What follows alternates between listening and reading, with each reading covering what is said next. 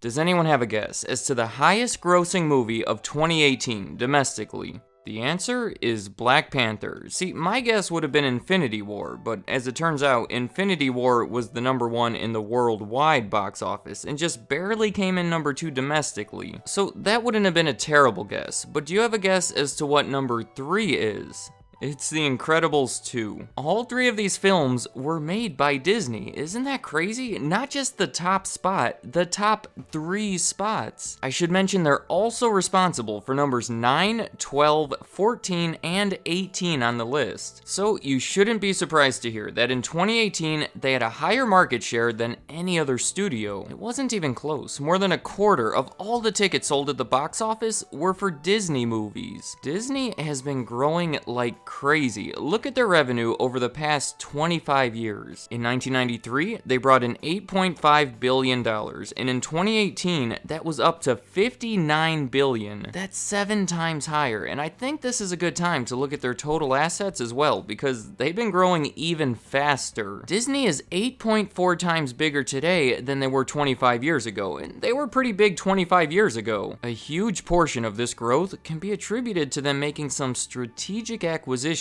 the biggest of which was a $71 billion acquisition involving Fox that was finalized on March 20th, 2019. I know a second ago all of these graphs look like they had reached some crazy heights, but I can guarantee there's going to be a huge jump next year. I'll talk more about this latest acquisition in a little bit, but what I'd like to do first is talk about some of their more significant acquisitions over the past 25 years, starting with Miramax. In 1993, Disney bought the independent film company Miramax for $60 million and really helped turn them into something. Under their control, they made movies like Scream, Armageddon, Chicago, a Best Picture winner, No Country for Old Men, another Best Picture winner, some Quentin Tarantino movies. I guess you can say these were all technically Disney films. They let Miramax do their own thing, but they took in the money from them and they had final say in things. After owning it for 17 years, they decided to sell it in 2010. The collection of films they built up over that time helped make it much more valuable than when they bought it. They ended up selling it for $660 million. Then, in 1995, Disney spent $19 billion to acquire a company called Capital Cities. See, 10 years earlier, Capital Cities had bought the TV network ABC, who was already the majority owner of ESPN. So in this 1985 deal, control of both networks went to Capital Cities. Then in the 1995 deal, it all went to Disney. The deal also included significant interest in other cable channels, along with a bunch of various newspapers and magazines. So if you're ever wondering why they're giving away so many trips to Disneyland on America's Funniest Home Videos, or why there's so many Disney-themed weeks on Dancing with the Stars,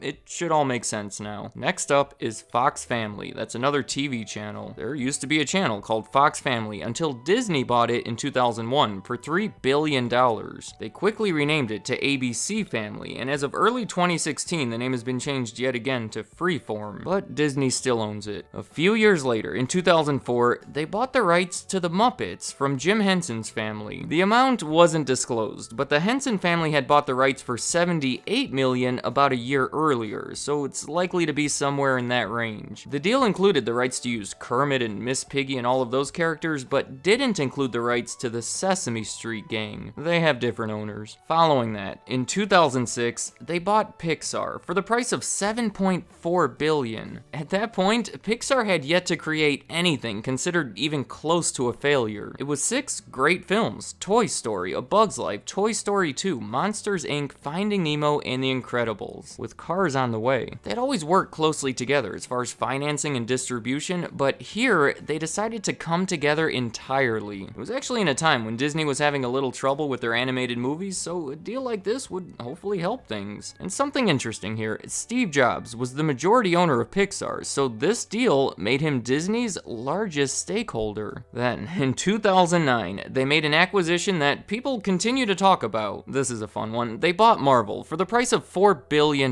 The most attractive part of this deal, obviously, was the 5,000 characters that they would receive the rights to. Now, there were some major characters that Marvel had sold before the acquisition. Those include Spider-Man and all of the X-Men characters, the Fantastic Four. So they didn't get those, but they sure got a lot of good ones. And because of this, they've had the freedom to create an entire cinematic universe. In 2012, Disney paid $4 billion for Lucasfilm, which is the owner of the Star Wars franchise that was fully owned by Star Wars creator George Lucas. This deal made George Lucas the second largest shareholder of Disney, behind only the trust of the now deceased Steve Jobs. George Lucas had been the main guy behind the original trilogy and the prequels, all made under his ownership. But everything that's been made since the acquisition, starting with The Force Awakens, has not really involved George Lucas and has been made by Disney. That brings us to their most recent deal with Fox. In this one, they paid $71.3 billion.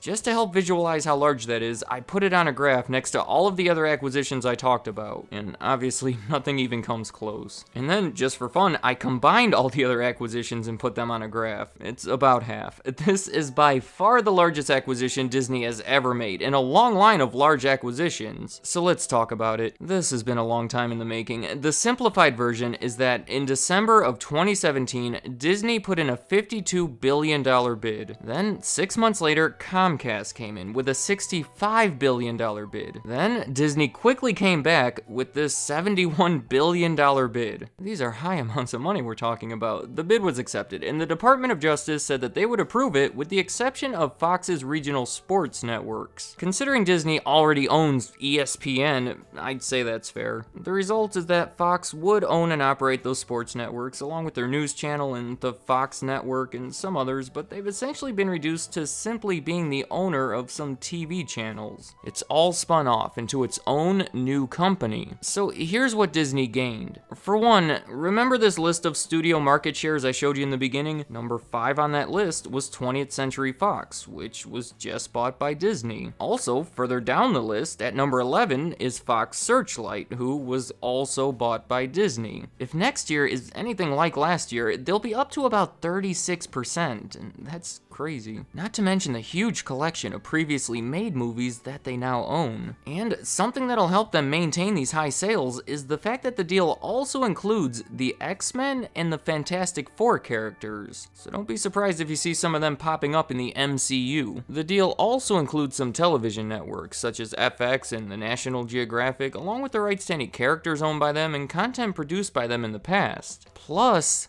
Hulu. They already own 30% of it and just bought Fox's 30%, and if my math is right, that gives them a 60% stake, which is a majority stake. They've also expressed interest in acquiring an additional 10% from AT&T. Comcast owns the rest of it, but I wouldn't be surprised if I saw that transfer over sometime soon. And this brings me to what was likely the biggest motivation behind the deal. Streaming. Disney will continue to be completely dominant at the box office, but that might not be the best industry to dominate. In the US, digital home entertainment revenue has been exceeding movie ticket sales for some time, and as of 2018, that's now true on a global scale. Basically, fewer people are going out to the movies because they're choosing to stay home and watch Netflix instead. As I said, the deal gives them controlling interest in Hulu, but it's also providing them with content for Disney Plus, a subscription service they're planning to launch later this year. Do you realize just how much content they can put on there? Well, I guess you do, because I've been talking about it throughout this entire video. Plus, they have all these characters in their collection to create new stuff, all of which they plan to do. This could be bad for Netflix. I'm actually really excited to see what comes of it. In my final attempt to show you that Disney is bigger than you know, there's a lot more to this company that I failed to mention until now. As far as TV networks, in addition to all the ESPN and Disney channels, Freeform, ABC, and now FX and National Geographic, they also own a 50% share of A&E, History Channel, and Lifetime, along with some others that I've never heard of. And I have to mention this,